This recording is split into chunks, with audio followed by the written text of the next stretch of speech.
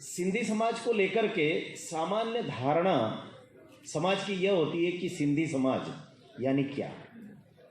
तो लोग पहली दृष्टि में एक ही धारणा अपने मन में बनाते हैं जो गैर सिंधी होते हैं। उनको ऐसा लगता है कि एक ऐसा समाज जो विशुद्ध अर्थ आधारित है, जो अर्थ को अत्यधिक महत्व देता है। और एक बंधु ने तो सिंधी समाज के कार्यक्रम में मंच से ये बात कही थी कि सिंधी समाज के लिए अर्थ के बिना सब कुछ व्यर्थ है। मुझे कई बार आश्चर्य लगता है इस प्रकार की बात करने वाले लोगों को संभवतः सिंधी समाज के इतिहास का ठीक प्रकार से अवलोकन करना चाहिए।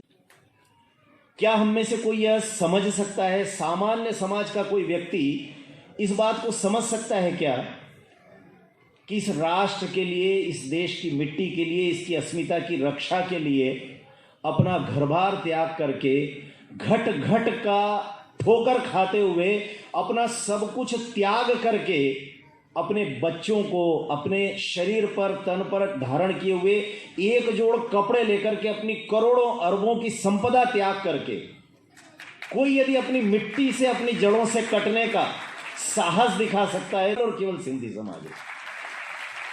कोई और दावे के साथ कह दे कि जिन्होंने इस राष्ट्र की अस्मिता की रक्षा के लिए इतना बड़ा त्याग किया हो, उसके बाद अगर कोई यह कहता है कि अर्थ के बिना व्यर्थ है, तो मुझे लगता है कि ऐसे लोगों के अर्थ ग्रहण पर प्रश्न चिन्ह लगाना चाहिए।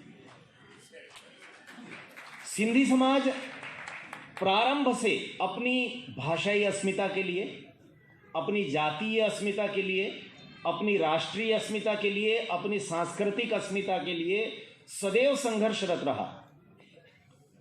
कई बार, पिछली बार मैं श्रद्धेय कृष्ण खटवाणी जी के स्मृति प्रसंग में जब बोल रहा था तो मैंने इस बात को रेखांकित किया था। लोग सहास्य कहते होंगे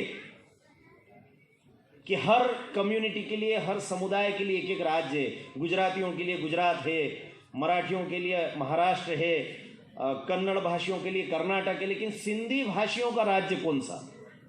और मैंने तब भी कहा था और आज फिर से पुनरावृत्ति करना चाहता हूं कि भारत का कोई एक राज्य बता दीजिए जहां पर सिंधी भाषी और सिंधी समाज नहीं रहता। और इसलिए सिंधी समाज का संपूर्ण भारत है, भारत का पर्याय सिंधी समाज है, सिंधी समाज का पर्याय भारत है। आप दूरस्थ क्षेत्रों में चले जाइए, वहां पर मुझे याद आता है, मैं जब रामेश्वरम पहुंचा, रामेश्वरम में सामान्यतः सामिश भोजन, मांसाहारी भोजन ज्यादा मात्रा में प्राप्त होता है।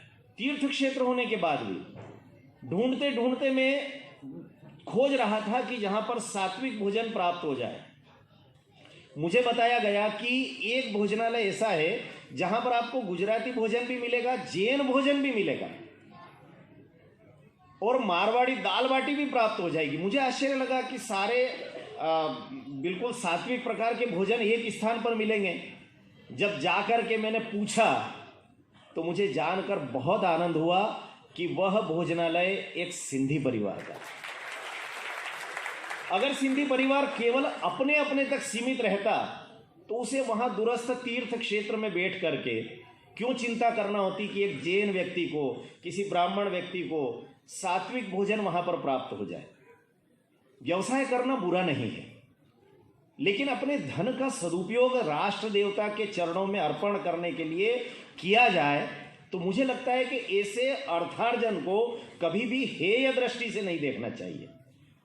और इसलिए पिछले दिनों भोपाल में, इन दिनों सिंधी समाज के कई कार्यक्रमों में जाना होता है, तो युवाओं के कार्यक्रम में जब मैं पहुंचा था तो इसी संदर्भ में बात करते हुए मैंने एक उदाहरण दिया था। और उदाहरण ये दिया था कि अपने ही यहाँ का भारत का एक युवा कमाने के लिए, धन अर्जन करने के लिए विदेश पहुंचा। सामान्यतः जैसा करते हैं, उसने अमेरिका में जाकर के अपनी एक अमेरिकन स्टॉक एक्सचेंज में अपनी कंपनी को रजिस्टर्ड कराया। कंपनी को रजिस्टर्ड करा करके उसने एक लंबे समय तक व्यवसाय किया और फिर उसी कंपनी की एक ब्रांच उसने ब्रिटिश स्टॉक एक्सचेंज में खुलवा ली। ब्रिटिश स्टॉक एक्सचेंज को लगा कि कोई अमेरिकन कंपनी की शाखा आई है। वहां जाकर के उसने तलाशना प्रारंभ किया कि एक कंपनी है बहुत पुरानी जो ब्रिटिश स्टॉक एक्सचेंज में रजिस्टर्ड भी है उसके शेयर होल्डर्स की सूची उसने प्राप्त की। लोगों ने हंस करके कहना प्रारंभ किया कि तुम मूर्ख व्यक्ति हो, जिस कंपनी के शेयर एक जमाने में 10,000 या 1,00,000 के बिकते थे, आजकल वो 10 पैसे में भी कोई लेने को तैयार नहीं है, पुरानी कंपनी है, बर्बाद हो चुकी है। उसने कहा कोई बात नहीं, मैं उस कंपनी के शेयर खरीदना चाहता हूं, और जिस शेयर को आप 10 पैसे का कहते हैं उसको मैं 10 लाख और 10 करोड़ में भी खरीद सकता हूं। मुझे बस पता लगे कि दुनिया के किस कोने में उस शेयर को कौन व्यक्ति रखता है।